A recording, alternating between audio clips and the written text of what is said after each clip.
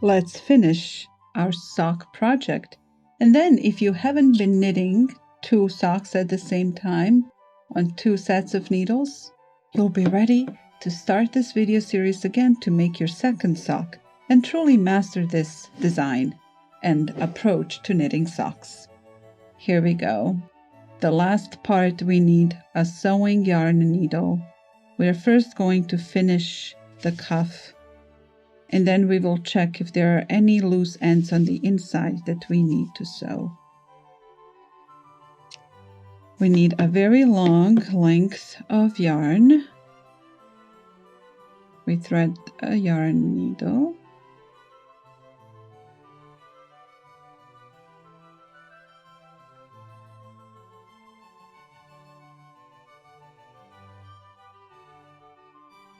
Okay, we come here.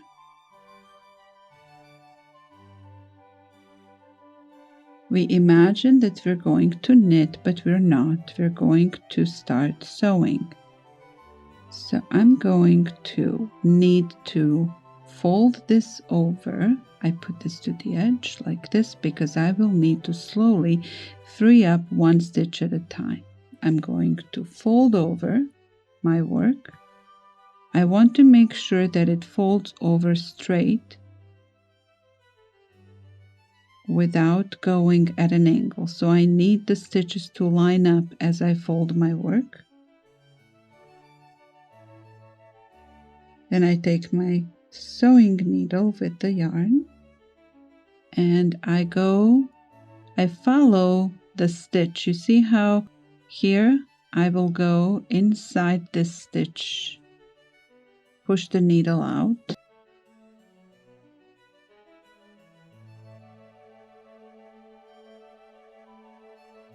It gets a little tricky because you need a lot of yarn, long length, so you need to be careful and patient with yourself.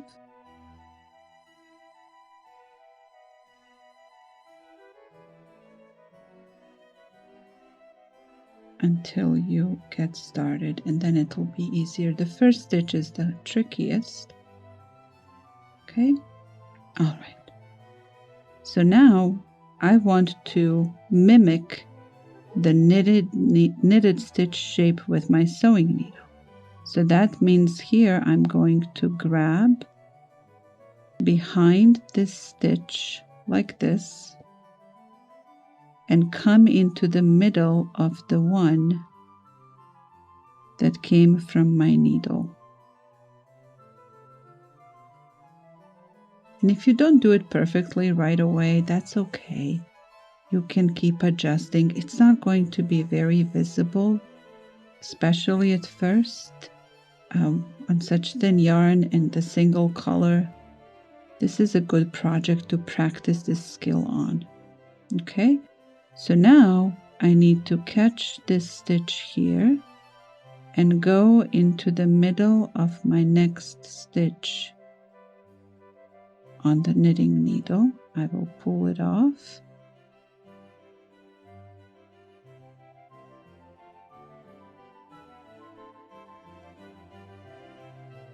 Okay, I'm in the middle of the stitch. You see how you come through the middle and then you have the loop around.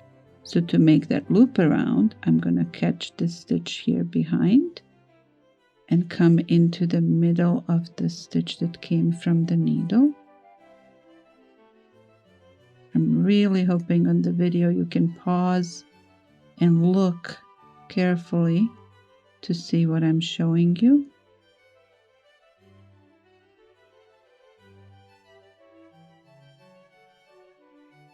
And I don't want to pull it too tightly. I want them to mimic the knitted stitches. So I catch the stitch I just finished and come through the next stitch on my needle, pull it off, pull the yarn through,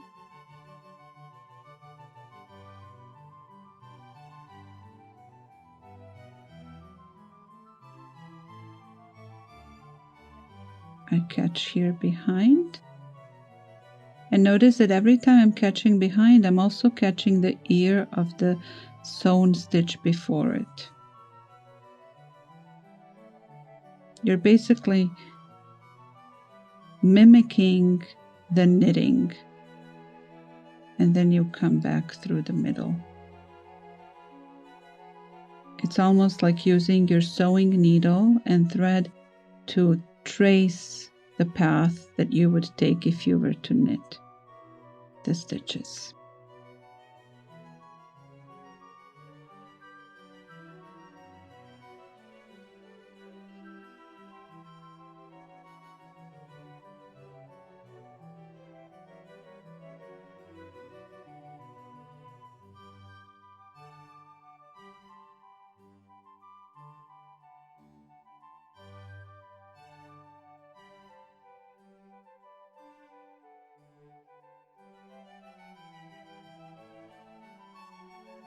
And again, you don't have to do this perfectly, especially if you're trying this for the very first time.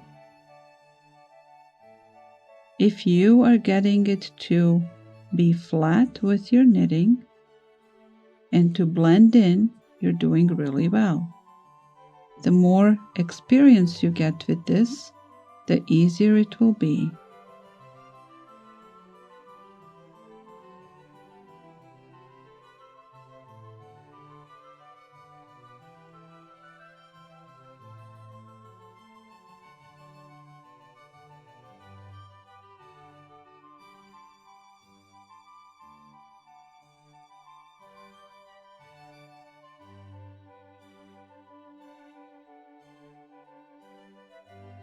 Most importantly, stay lined up so that you don't start to go diagonally, so that you don't start to push your work to one side.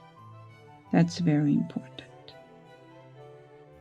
As for the perfect shape of these stitches here, that's not as important as making sure that you keep things lined up vertically, because you don't want to get it skewed.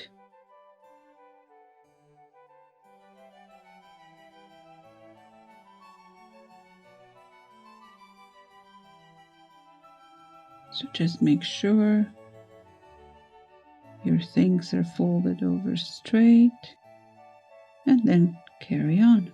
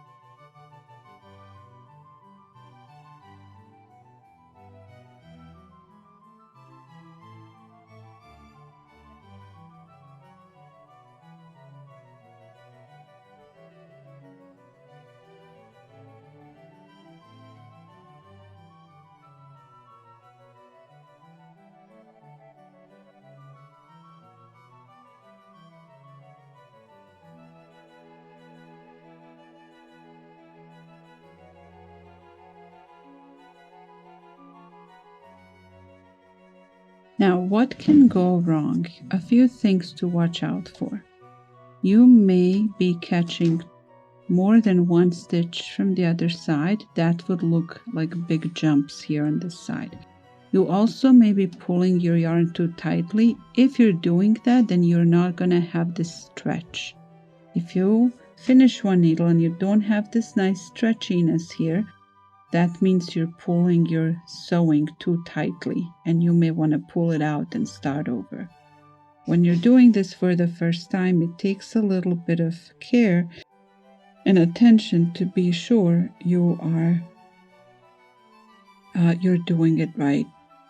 Now you see how here, because we didn't carry on this purl, it's giving us a little more opening. It is very helpful on this depth of the sock, because here your leg is also going to be a little wider where your calf is wider as well. So and this stretch is going to keep it neat and on your leg below the cuff without the cuff cutting into your leg. So even though it looks this way, it's supposed to be this way.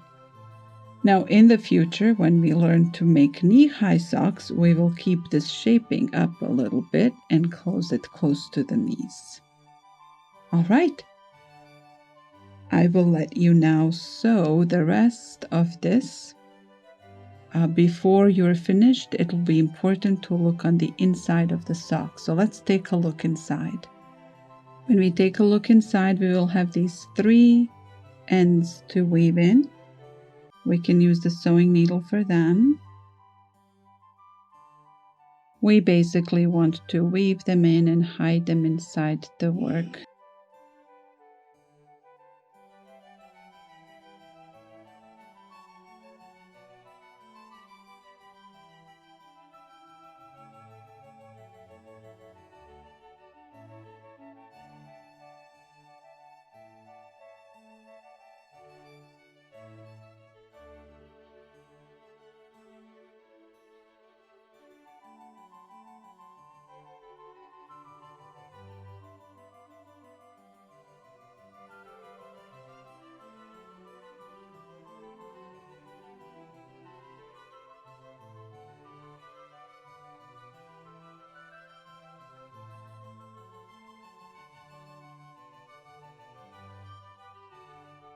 We don't want knots. We want to have a flat finish so that the wearing of our socks is comfortable.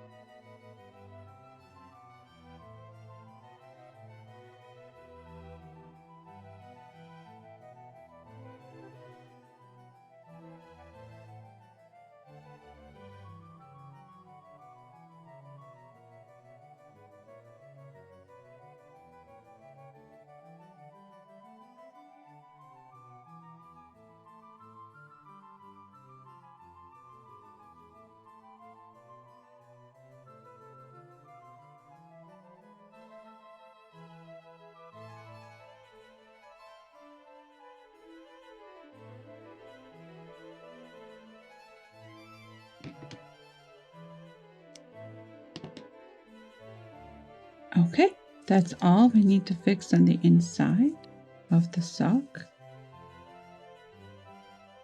So here is the finished project and how the finished cuff looks.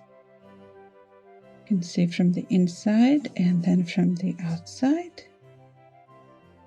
We have the little bit of shaping to account for the opening of the calf.